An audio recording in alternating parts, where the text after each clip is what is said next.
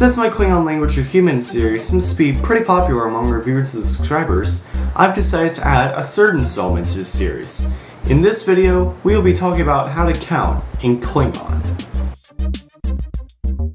Now before we start, here's a little bit of Klingon history. For several centuries, the Klingon Empire had a base 3 number system, so counting went kind of like this. 1, 2, 3, 3 plus 1, 3 plus 2, 3 times 2, 3 times 2 plus 1, and so it was pretty difficult for you to be able to count any higher than 3. So, because of this inconvenience, the Klingon Empire did a very surprising thing. They adopted a Federation counting system. Yeah, they adopted Earth's base 10 counting system. Obviously, though, the names of the numbers are way different than the English names.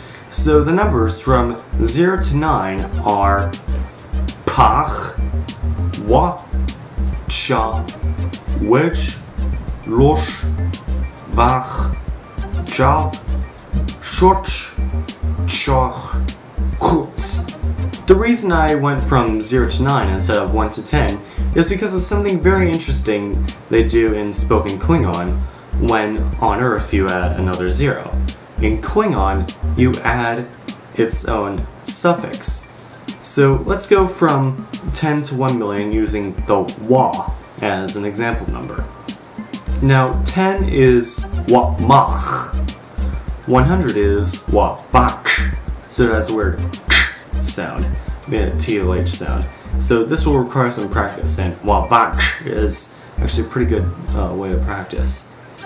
1000 is wa shad, although sometimes Klingons will say something like vach shanid, which literally means 5,000s. However, it's perfectly grammatically correct for you to say something like vach shad, like I do.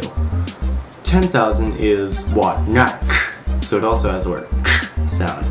And it's also important to note that it's not wa mach shad, it's wa nak. They don't do the 10,000s thing we do. 100,000 is wa bip, and 1 million is wa ui. So that's a weird UY combination that makes it sound similar to the English word gooey, although with one syllable, so it's pretty difficult to make it. To say a number in Klingon, for example, 14, that's wa mach rosh. This is because there are no teen numbers in Klingon, which I have to agree with. Like, I mean, shouldn't this be the same thing for, I don't know, every language? Numbers that are normally in English said with a teen suffix, like 14 or 15, are said just like numbers like 26, which is chamach jav. Now that we got these down, we're going to move on to small sentences involving numbers in Klingon. Now, if you haven't got this down, just remember, of course, this is YouTube, so you can rewind to any moment in the video you want. Since we're talking about numbers, I think this episode's a good episode to introduce you to the Klingon concept of plurals. In Klingon, there are 3 ways to make something plural. Yeah, only 3 ways. And they're so well organized. So much more organized than English with probably 600 plural words. Okay, well, not 600, but you get the point. And they're arranged in ways that you kind of just have to know. The 3 plural terms are divided amongst living organisms, body parts, and basically everything else. For living organisms, for example, Klingons, Vulcans, or humans, it's the suffix pu. So it's wa khan or cha khan pu, or huts tiranga pu, or vach vuka pu.